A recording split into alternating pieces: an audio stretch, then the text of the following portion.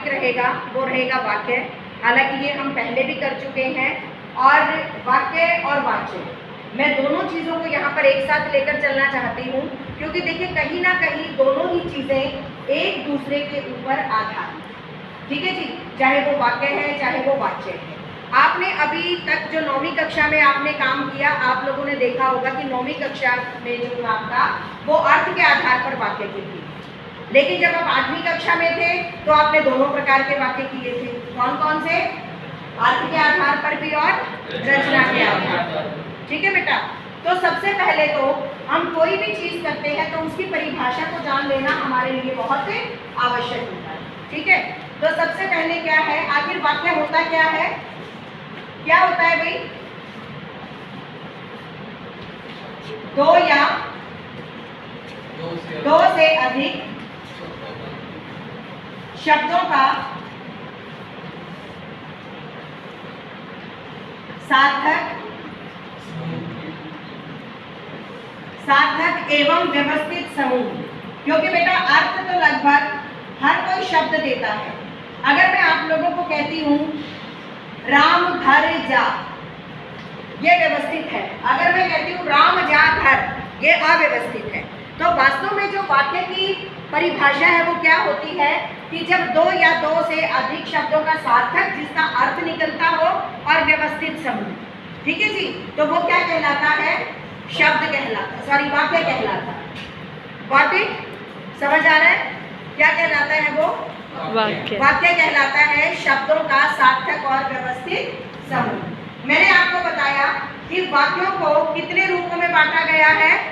Number 1, अर्थ के आधार पर। कितने आधार पर बांटा है? दो अर्थ के आधार पर। और दूसरा क्या है? रचना के आधार पर। ठीक है जी। इन दो प्रकार से बांटा है। 8वीं कक्षा में आपने किए अर्थ के आधार पर वाक्य, जिसके कितने भेद होते हैं? 8। ठीक है। और यहाँ पर हम जो करेंगे ये किसके आधार पर करेंगे? रचना के आधार पर, जिसको अगर पेपर में कई बार बनावट के आधार पर भी लिख दिया जाता है, संरचना के आधार पर भी लिख दिया जाता है, रचना के आधार पर भी लिख दिया जाता है। तो वहां आप लोगों को कंफ्यूज होने की आवश्यकता नहीं है कि देखो ये क्या कर दिया गया कि कहीं पर रचना के आधार पर लिख दिया है और कहीं पर बनावट के आधार पर, कहीं पर संरचना के आधार पर। तो इन तीनों का अभिप्राय ही एक। आ रही है बात समझ में? अब हमारे पाठ्यक्रम में क्या चीज है बताइए? रचना के आधार। रचना के आधार पर वाक्य के भेद। रचना के आधार पर वाक्य के कितने भेद होते हैं? 3 भेद होते हैं। कौन कौन से? सरल, संयुक्त जी। सरल वाक्य। संयुक्त। दूसरा संयुक्त वाक्य।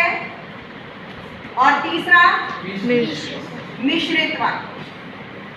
मिश्रित वाक्य को मिश्र भी कहते हैं। मिश्रित हो या मिश्र वाक्य, आप दोनों में से कोई भी लिखेंगे तो आपका गलत नहीं होगा, सही माना जाएगा। अब आ जाइए सरल वाक्य पर। सरल वाक्य को आप इंग्लिश में क्या कहते हो? Simple sentence. संयुक्त वाक्य को कंपाउंड सेंटेंस। और मिश्रित वाक्य को कॉम्प्लेक्स सेंटेंस। करते हो ना? इंग्लिश में भी करते हो कि नहीं करते? अब सरल वाक्य में आप देखो बेटा, जब हम अर्थ के आधार पर वाक्य के भेद करते थे तो कैसे करते थे? राम जाता है, सकारात्मक वाक्य। राम नहीं जाता है, नकारात्मक वाक्य। क्या राम जाता है? प्रश्नवाचक वाक्य। Got it? हाय वह मर गया, विस्मयादि बोधक। लेकिन यहाँ पर सरल वाक्य में क्या होगा? हाय वह चला गया। क्या राम स्कूल जाता है? क्या राम पढ़ाई नहीं करता है? राम बहुत अच्छा पढ़ता है। ये सभी प्रकार के वाक्य आपके किस में आएंगे? सरल वाक्य। अगर मैं व्याकरणिक भाषा में बात करूं तो सरल वाक्य की क्या पहचान है? जिसमें एक उद्देश्य होता है, एक विधेय होता है, यानी कि एक सब्जेक्ट होता है, एक ऑब्जेक्ट होता है और एक वर्ब होती है, अर्थात एक क्रिया होती है। क्या होता है? एक क्रिया होती है। समझ गए? एक कर्ता, उद्देश्य जिसे आप कहते हो, एक विधेय और एक ही क्रिया होती है। और अगर बिल्कुल साधारण शब्दों में बात करूं जिस वाक्य के अंदर ना किंतु आता है, ना लेकिन आता है, ना परंतु आता है, ना यदि आता है, ना तो आता है, ना तथापि आता है, ठीक है, किंतु, यदि, तथापि, तो ये सारी चीजें सरल वाक्य के अंतर्गत नहीं आती। आगे सरल शब्दों में बात समझ कि सरल वाक्य क्या होते हैं, सिंपल सेंटेंस क्या होते हैं। यस, आई बात समझ में। यस राम खाना खाता है, राम खाना नहीं खाता है। क्या राम खाना खाता है? बच्चे कक्षा में पढ़ रहे हैं, बच्चे कक्षा में नहीं पढ़ रहे हैं। क्या बच्चे पढ़ रहे हैं? शाबाश, तुम्हारा रिजल्ट बहुत अच्छा आया। तो ये सारे के सारे जो सेंटेंसेस हैं ये आपके क्या होंगे? सरल वाक्य के अंतर्गत ये सारे सेंटेंसेस आपके आएंगे, ठीक है जी। उसके बाद हमारे पास आता है संयुक्त वाक्य। अब अगर संयुक्त वाक्य की हम बात करें, संयुक्त वाक्य को इंग्लिश में क्या कहते हो आप लोग? Compound sentence. और कंपाउंड सेंटेंस में क्या होता है जब उनको जोड़ते हो? उनके बीच में कुछ एक योजक शब्द लगते हैं। क्या लगते हैं? योजक शब्द लगते हैं, जैसे किंतु, परंतु, लेकिन, ये सभी योजक शब्द, और, या, अथवा। याद रखना बेटा, ऑनलाइन भी किया था, मैं समझ सकती हूँ कि बहुत सारे बच्चे ऑनलाइन नहीं जुड़ पाए थे, तो अब आप लोगों के लिए ये बेहतरीन मौका है चीज़ों को आत्मसात करने, ठीक है। तो संयुक्त वाक्य जो है इसमें क्या लगा आपका? किंतु, परंतु, लेकिन, ये सारी चीजें लगी, और, या। अब मैं कहती हूँ, बहुत ही साधारण सा शब्द बताऊंगी आपको, और अक्सर ऐसा आता है, राम या श्याम, राम या श्याम दिल्ली जाएंगे। राम या श्याम दिल्ली जाएंगे। अब मुझे ये बताना, ये जरा कैसा वाक्य है? सरल है या संयुक्त है? बिल्कुल गलत, ये सरल वाक्य है। मैंने कहा था जब दो वाक्यों को बीच में जोड़ने के लिए यहाँ तो शब्दों को जोड़ा गया, यहाँ तो दो पदों को जोड़ा गया है। अब आप कहोगे पद परिचय जब करेंगे, जब बताऊंगी कि वाक्य स्वतंत्र होता है तो शब्द होता है, लेकिन वही शब्द जब वाक्य में आ जाता है तो वो पद बन जाता है, क्योंकि उसको एक स्थान मिल गया है, ठीक है जी। राम या श्याम दिल्ली जाएंगे, मैंने दो शब्दों के बीच में योजक चिन्ह लगाया। ये हमारा कौन सा वाक्य है? सरल। अब मैं बताती हूँ ये संयुक्त कैसे बनेगा। राम दिल्ली जाएगा। अब इसे हम दो टुकड़ों में बांटेंगे, या श्याम दिल्ली जाएगा। आप बताइए ये हुआ कि नहीं? दो वाक्य हैं। तुम चाय या कॉफी में से क्या लोगे?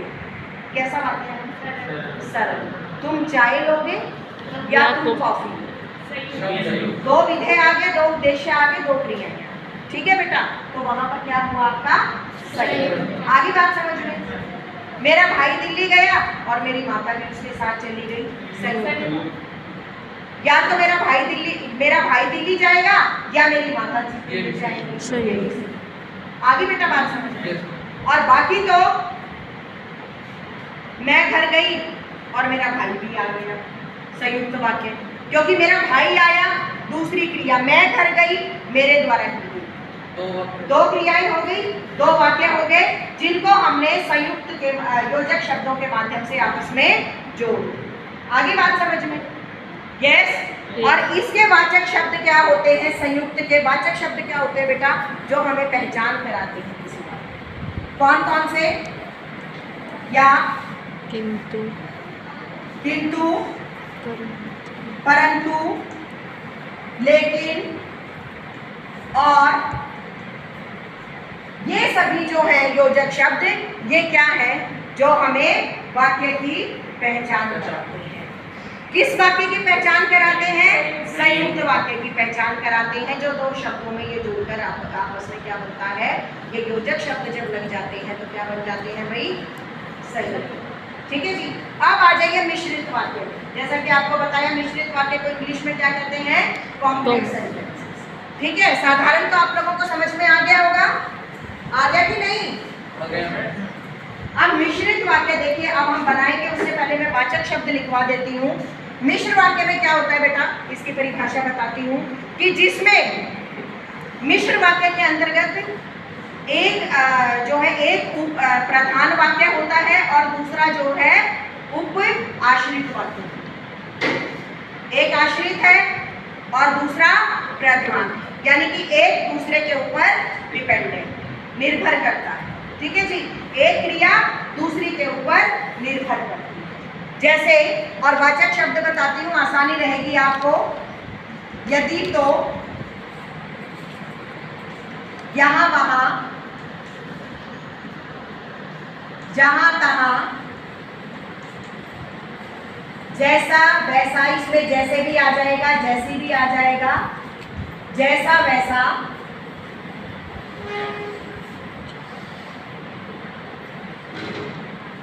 यदि तो हो गया, यदि तो, जहां वहां, जहां तहां, जैसा वैसा, ठीक, ये आदि। ये जहां पर यद्यपि, तथापि, ये इस तरीके के जहां पर भी वाचक शब्द होंगे वो आपका मिश्र वाक्य होता है। ये पहचान बता रहे हैं, आप बड़ी आसानी से कर पाओगे। एमसीक्यू बेस्ड, अभी तक जो बोर्ड की तरफ से इंस्ट्रक्शंस आई है, एमसीक्यू बेस्ड पेपर होगा। ओएमआर शीट पे टर्म 1 के पेपर होंगे जो काउंट होंगे आपके बोर्ड के फाइनल एग्जाम्स।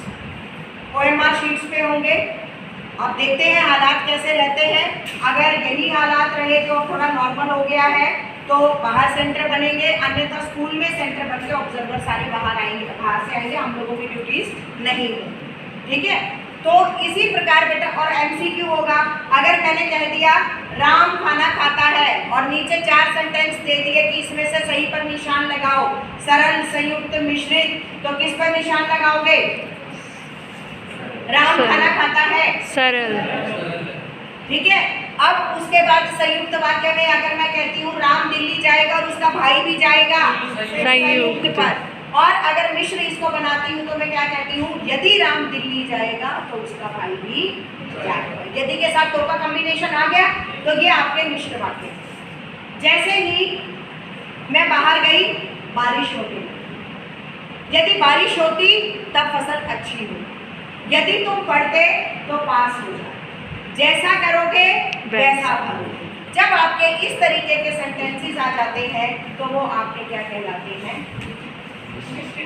मिश्रित। आगे बात समझ में? अभी तक तो थी बेटा पहचान। पहचान के प्रश्न पूछे जाएंगे कि वाक्य दे दिया जाएगा, आपसे पूछ लिया जाएगा छाट कर बताइए। ये आपने पीटी में भी देखा होगा कि छाट कर बताइए इसमें से कौन सा आपका सरल है, कौन सा संयुक्त है, कौन सा मिश्रित है। अब उसके बाद जो आता है बेटा वो है परिवर्तन। आप लोगों को वाक्यों को परिवर्तित करना है। किसमें परिवर्तित करना है?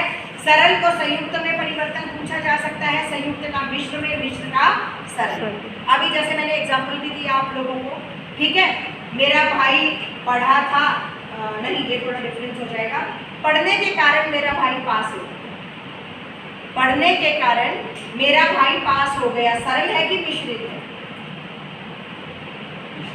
नहीं बेटा, बिल्कुल भी नहीं। मैं यही चीज यहाँ समझाना चाह रही थी। ये सरल वाक्य के कारण है, ना यहाँ किंतु है, ना यहाँ परंतु है, ना यहाँ यदि है, ना यहाँ तो है। अब मैं बताती हूँ। मैंने सेंटेंस बोला मेरा भाई पढ़ने के कारण पास हो गया। अब इसको आप मिश्र संयुक्त में बदलोगे, पता क्या कहोगे? मेरा भाई पढ़ा इसलिए पास हो गया, इसलिए पास हो गया। अब अगर मिश्र में करोगे तो कैसे करोगे? जब मेरा भाई पढ़ा तब पास हो, या जैसे ही मेरा भाई पढ़ा वैसे ही पास हो गया। आगे बात समझो, क्योंकि संयुक्त वाक्य का जो वाचक शब्द है बेटा वो इसलिए किंतु, परंतु, ये सारी। आगे बात समझ में या नहीं? अब अगर मैं एक संयुक्त वाक्य आप लोगों को देती हूँ, मेरा भाई दिल्ली जाएगा और मेरी माता जी भी दिल्ली जाएंगी, इसको सरल में बदलना और नहीं लगाना।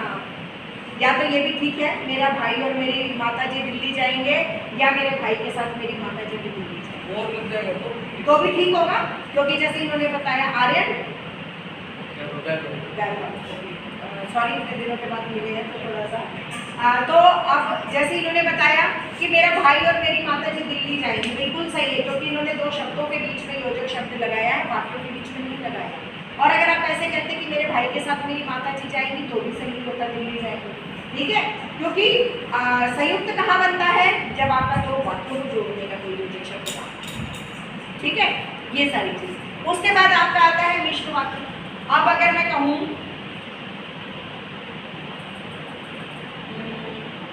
बारिश अच्छी होने के कारण फसल अच्छी हो गई, सरल वाक्य है, इसको मिश्र में बनाना।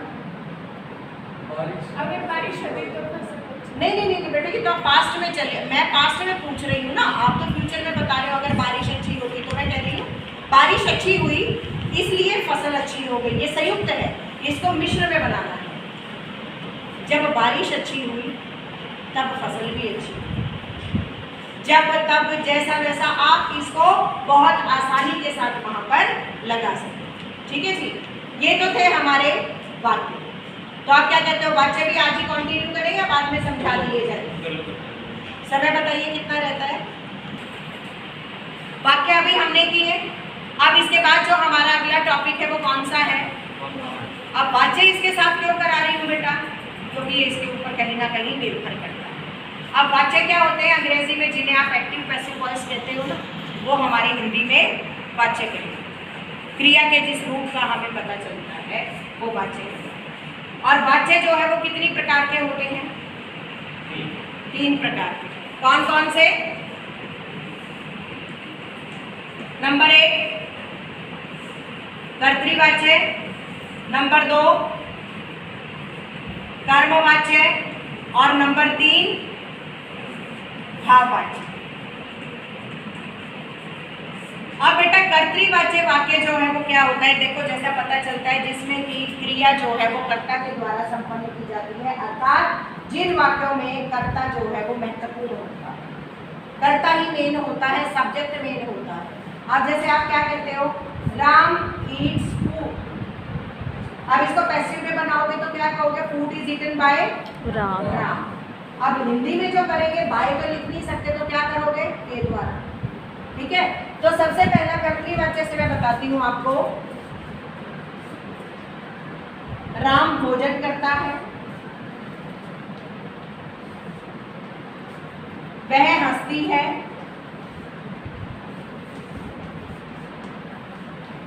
अध्यापिका पढ़ाती है, बच्चे पढ़ते हैं। इस तरीके के जो सभी सेंटेंसेस है वो कर्तृवाच्य है।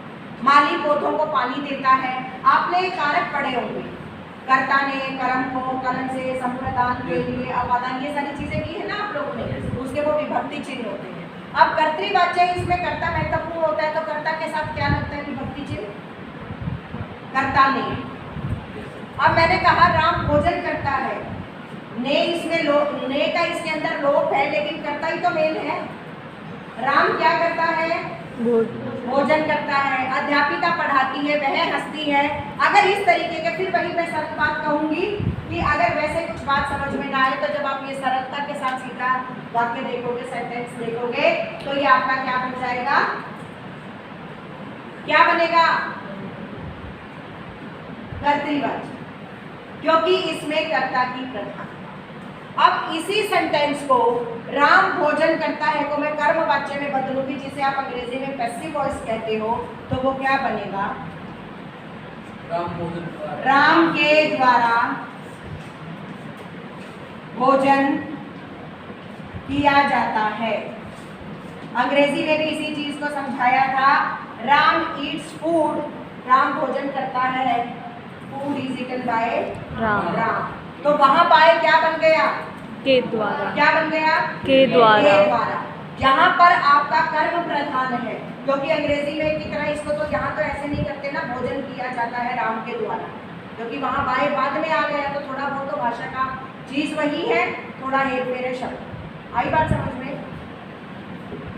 उसके बाद है वह हंसती है, यहाँ पर कर्म क्रिया। पहले मैं कर्मवाच्य की बताती हूँ, इसमें आप लोगों की सकर्मक क्रिया होती है, क्योंकि कर्मवाच्य है। सकर्मक क्रिया जिसका प्रभाव कर्म के ऊपर है। अकर्मक और सकर्मक 2 प्रकार की क्रियाएं होती है ना।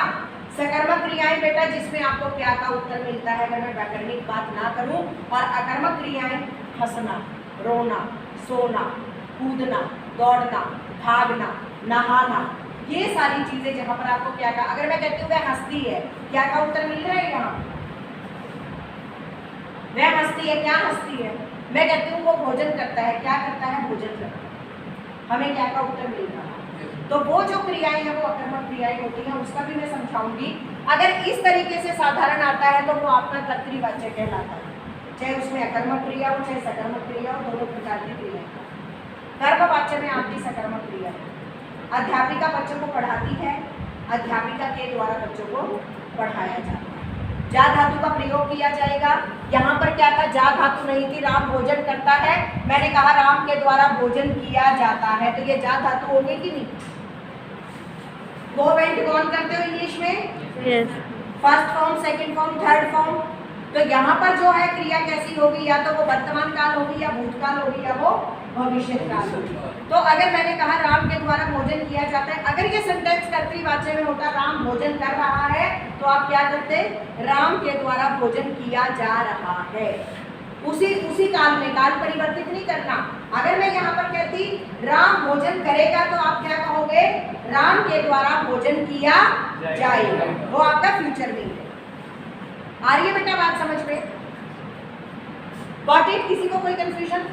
अब आ जाओ भाववाच्य, जहां पर हमें क्रिया के भाव का पता चलता है। मैंने कर्तृवाच्य सेंटेंस बनाया था, वह हंसती है, तो यहाँ पर क्या आएगा? उसके द्वारा क्या किया जाता है? भोजन। बोलो। हंसा जाता है। अब बेटा भाववाच्य की क्या पहचान होती है? इसमें अकर्मक क्रिया होती है, जा धातु का प्रयोग किया, और कई बार तो असमर्थता। अगर मैं कहती हूँ मैं चल नहीं सकती, ये कर्तृवाच्य या भाववाच्य? मैं चल नहीं सकती, कर्तृवाच्य, बिल्कुल साधारण। अब इसका भाववाच्य कैसे बनाओगे? मेरे द्वारा बोलो ना, मेरे द्वारा चला नहीं जा सकता। जा धातु आ गई, असमर्थता प्रकट हो गई, और अकर्मक क्रिया का यहाँ पर प्रयोग कर दिया। ठीक है बेटा? अब आप कहोगे कि मैडम आपने तो के द्वारा यहाँ भी लगा दिया, आपने के द्वारा यहाँ भी लगा दिया, अब हमें कैसे पता चलेगा ये भाववाच्य में बदलना है, कर्मवाच्य में बदलना है? सिर्फ एक चीज याद रखना, इसमें अकर्मक क्रियाएं होंगी कैसी? चलना, रोना, सोना, नहाना, बैठना, उठना, दौड़ना, भागना, हंसना, ये सारी क्रियाएं आपकी अकर्मक क्रियाएं होती हैं। तो इसमें आपकी अकर्मक क्रियाएं ही आप इस चीज से इसको पहचान पाओगे, रिकॉग्नाइज कर पाओगे कि कर्मवाच्य है या भाववाच्य। और कर्मवाच्य में आपको ऑब्जेक्ट भी नजर आएगा, कर्म भी नजर आएगा। जैसे मैंने कहा राम भोजन करता है, ठीक है जी, ये उसकी क्रिया है करना, और ऑब्जेक्ट उसका भोजन है, तो क्या करोगे? राम के द्वारा भोजन किया जाता। आगे ये चीजें समझ में? अगर फिर भी आप लोगों को लगे कि नहीं मैडम हमें नहीं समझ में आई ये चीज, तो एट एनी टाइम या कल जब भी हमारी क्लास होगी तो आप वो चीज मुझसे पूछ सकते हो at any time. Got it? अगर किसी को कोई कंफ्यूजन हो तो बताइए। यस? No ma'am. पक्का? चलिए, धन्यवाद।